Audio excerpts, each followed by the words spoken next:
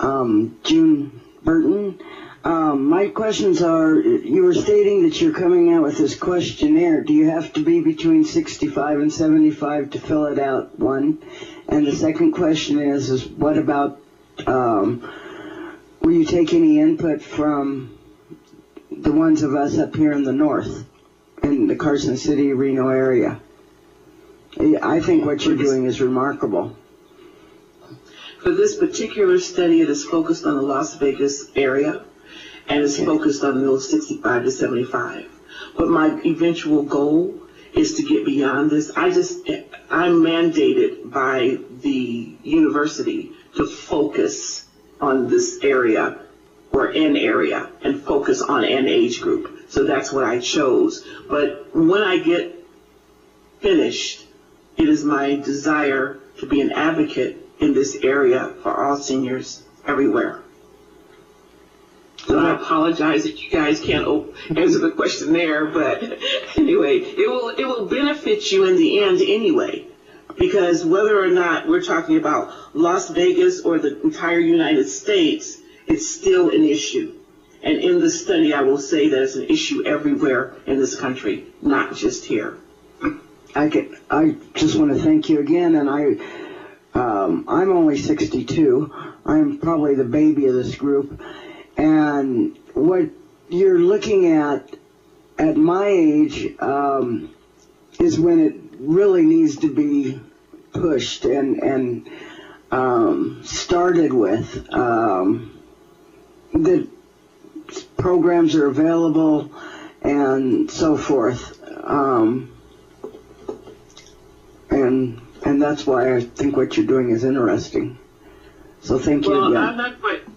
I'm not quite 65. I will be on my next birthday. But I found that I'm chasing retirement. When I started working, women retired at 62. I looked forward to it. 62 came, I went to Social Security. It says, no, 65. So I waited. I will be 65. Oh, they raised that to 66. Well, my husband died, so don't I get his Social Security? Oh, sure, you can, but you can't work and making the money you make. You can only work making $1,000 a month. I got a car note. Are you kidding me? So I can't retire on his money or mine. It's early retirement for me, and I take a big, big cut for that. And so I'm working every day, thank God. I can't retire. And I realize that my boss, being 29, appreciates my knowledge. But once again, she's 29, and I'll just let that be that. She doesn't treat me badly or anything like that. It's just that the reality of it, and she knows how old I am, and she's already hired 2 new people. She's a new boss. She wants new people. And I keep thinking, when is my turn coming, and then what am I going to do? And I'm just saying, these are reality thoughts for people our age. And Ms. Burton, at 62, it is reason for concern when as you grow older, as we all grow older, but the closer you get to retirement age, your question is, what am I going to do now? What are they going to change on me next? And that's how I was facing. That's what I was facing and am facing. And those of you who are 65 and older are also facing the same thing. You may have already retired, but you have your future. Some people are retired longer than they actually worked because they're living longer. They're living healthier. They're living more active. And when you get 80 and 85, I mean, someone graduated from UNLV at 85 with their master's. The oldest person that I've heard done something really was, actor was a woman, was 93 years old, and she jumped out of an airplane with a parachute. A woman bought her first house at 72. We're not dead. We're not fossils. We have, I'm talking to the choir. So you understand what I mean. So, but young people just don't see it that way, and we need to educate them. You need to let them see that we have more to offer. Well, Ms. Caldwell, and hopefully soon, Dr. Caldwell, we can't thank you enough. I, for one, will take your questionnaire and encourage other forum members that fit the category to please take this questionnaire. And I'll ask one further thing from you, if I might. In the course of wrapping up your dissertation, or before or after. If something comes to your mind that you might think legislation would help, please let Mary or me personally know, because I'm sure you know by now, our job is to recommend legislation to the legislature. And we are constantly looking out to what new laws or what laws need to be changed to better address issues for senior citizens. So if you come across anything like that, please let us know, okay? Would you do that for us? I will. Let me just make one. I didn't mention this, is that my dissertation is several pages long, but there's a lot that I didn't say. But there is the ADEA, I'm trying to remember what they stand for, Discrimination Against Discrimination of Employment Act for people older. It was 40 to 60. They moved it up to eliminate an age. But they cannot discriminate against you because of your age. That's what that act says. And it's becoming effective. It was never effective in the beginning. And they keep making amendments to it, and it's not helping. Because you said that, my brain will work to see how can we get some legislation that will be effective. It's not like the government doesn't know, but it's not working. Well, of course, this group here is the Nevada Silver-Haired Legislative Forum, so we're looking at things the statewide. However, members from the Nevada delegation to the National Silver-Haired Congress, of which I am one of the members, also can address things or make recommendations at the national level. So either one, for the forum members at the state level and for the forum members that are also a member of the National Silver-Haired Congress at the national level. So keep that in mind. I will. Thank you so much. Thank you so much for asking me. I really appreciate this opportunity. I'm glad to have met all of you. Our pleasure. Thank you. Dr. Randall, may I just make a quick comment to Ms. Caldwell's remarks? Ms. Caldwell, although you're sitting down, I just would like to address one or 2 points. No, that's all right, dear. First of all, thank you very much for your presentation. When I first came to Las Vegas, and I'd come out of the Foreign Service, and I thought I had traveled all over the world and had all kinds of commendations and was very capable. I remember submitting an application for a very generic job with one of the hotels, and I saw they didn't even want to look at my resume. See, they'd already looked at my face. What that did was that redirected me into political liaison and into the American Cancer Society, into the Nevada Arts Council. In other words, since I did not have a financial need at that time and I was completely illiterate in computers, I had myself retrained in another area. So I wish to add this kind of concept. I think with older people, unless you are very clever in computers, right away you're going to be at a disadvantage in any technical workforce. So that's got to be a skill that has to be very agile. Secondly, there is a concept that older people, although they're more reliable and all of that kind of thing, have set patterns of mental thinking. And sometimes that's why younger people are preferred. They think outside the box. Then there is the other thing. It's so important that seniors remain active, either in a business concept or socially, so the brain cells regenerate. We don't want to be sitting comfortable in a rut because it's no good for our mental and physical health. I just wish that we could do something about discrimination, but it's a very congenital thing in our society. I just want to commend you and say good luck. Any ideas that you have that's helpful to us, we would appreciate knowing them. Thank you. Thanks again, Ms. Caldwell.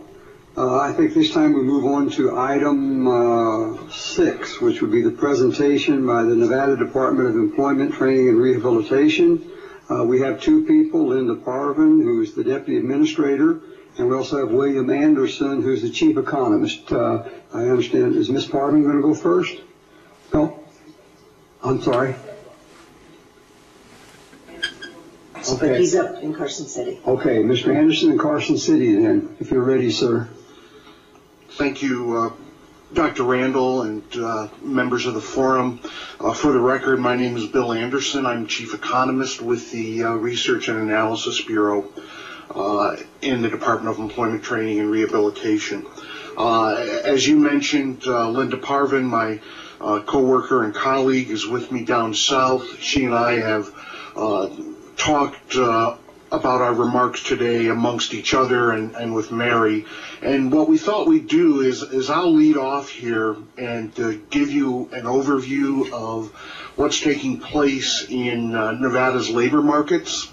I'll conclude my remarks by highlighting the situation with respect to senior citizens, and then I believe Linda will take over from there, and she'll talk about some of the training opportunities that our department's involved with, some of which relate at least indirectly to the senior citizen demographic. The overview that I'm going to give you you can actually pick up right off of our website. And in fact, for those of you that are interested in trying to keep tabs on what's going on with the economy here in Nevada, I'll suggest you do three things, and it probably would just take about a half hour of your time every month. Our website is called NevadaWorkforce.com. And if you go on there on a monthly basis and take a look at presentations similar to what I have, or what I'll be giving you today. If you take a look at that, if you take a look at our monthly press release, which usually comes out the Friday of the third weekend in a month, and if you take a look at our monthly newsletter called the Nevada Economy in Brief, combine those three things will take you about a half an hour, and my guess is they'll give you everything you need to know about what's going on in our labor markets and in our economy in general. So with that, I'll go ahead and start working my way through this presentation. I do want to save some time at the end to focus in on the senior citizen demographic. So you might see me early on, given our limited time before you, kind of flipping through these slides relatively quick. So if you want me to stop and elaborate, please feel free to do so. And let me know if this isn't coming through down south at the PowerPoint portion. I think you also might have a hard copy in your packets as well. I'll start out talking a little bit about what's going on nationally. It will surprise a lot of people to know that technically the economy's been in recovery since roughly mid-2009. You can see that our job growth nationwide has been positive since roughly that time period. We lost about 8.7 million jobs nationwide from the end of 2007 to the end of 2009. Since then, we've added a little bit less than 2 million. So you can see that we have a long way to go, and the kind of job growth that we have been generating has been relatively constrained by historical standards. There's a lot of emphasis of late placed on something we call discouraged workers. Those are the folks that aren't showing up in our unemployment statistics. They've given up to show up in our unemployment statistics. You have to be actively searching for work. But there's a number of people out there who have become discouraged at their job prospects. They simply think that there's not a job out there for them. We call them discouraged workers, and there's close to 1 million discouraged workers nationwide in our economy right now. But that is, on the plus side, that is down a bit from the peak of about 1.3 million workers at the end of last year. Now, switching our focus to Nevada real quick, we are seeing that the economy, by some measures, is starting to pick up. Taxable sales are up 6.5% so far this year. Gaming wins up close to 4.5%. Visitor volume has been rising since 2009. Gold prices are at record highs. The increase in the number of folks who are utilizing our food stamp and welfare type programs has eased off of recessionary highs. So we are starting to see some signs of improvement in the broader economy. However, unfortunately, it's not really showing up in our labor market statistics. Unemployment remains stubbornly high. As of August, and we just released these numbers this past Friday, we had a 13.4% unemployment rate.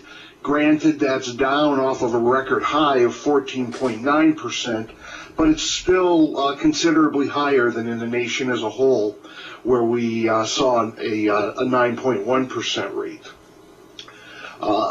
Despite the fact, as I said, that we have the economy as a whole has moved into a recovery stage, our jobless rate is still some 8 percentage points higher than where we were at the start of this recession.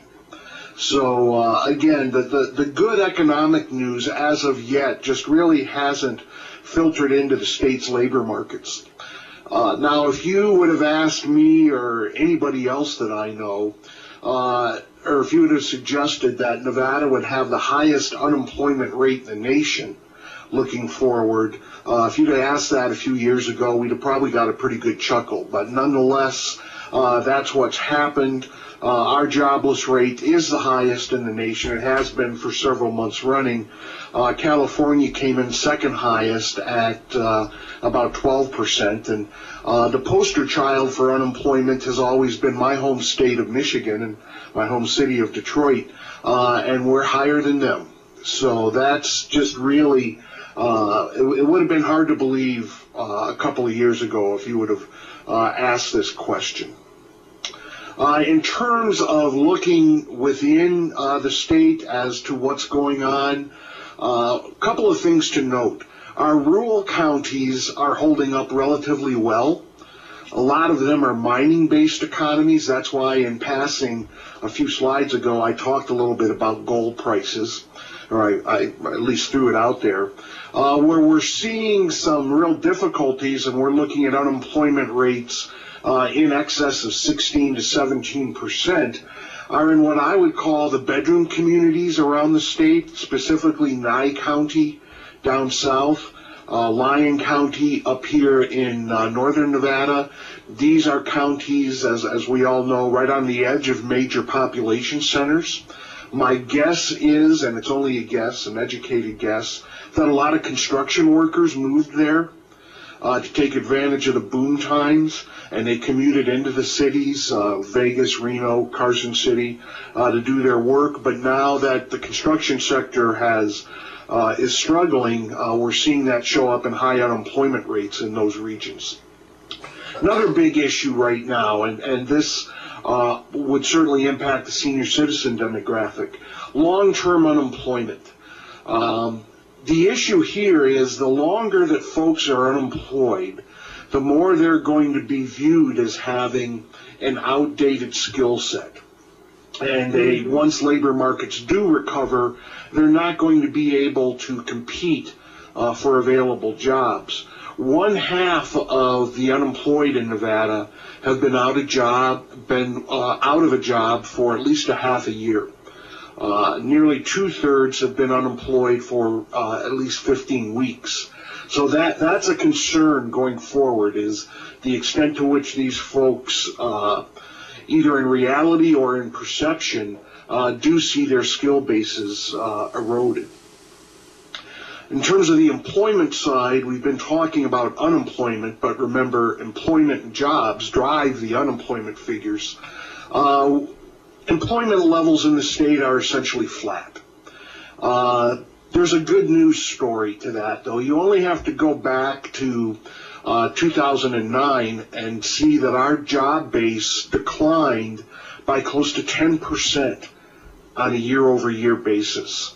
That translated in 2009 to a loss of about 115,000 jobs.